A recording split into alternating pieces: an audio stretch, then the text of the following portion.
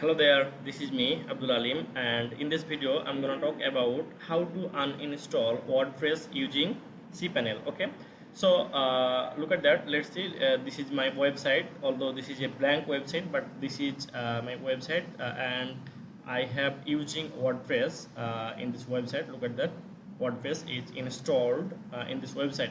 So I will show you that I will uninstall the WordPress from this website. Okay, so first of all we need to go the cPanel dashboard. Look at that, this is my cPanel dashboard.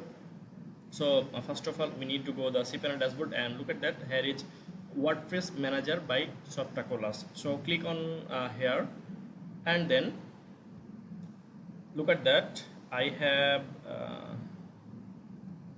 look at that, there are two websites. Look at that, the law firm ads, this is the website URL. Actually this is the domain, this is the this domain. Okay, so I will uninstall WordPress from this website. That's why I am clicking this icon. Okay, look at this, here is an icon. So click the icon and then click on uninstall. Okay, if I'm gonna click on the uninstall, then look at that, removing WordPress. Okay, so click on remove and installation.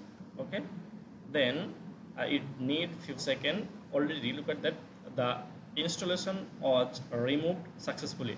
So now if I'm gonna go the website, and if I reload this, then look at that, it error. That's mean already the WordPress has been uninstalled. That's it.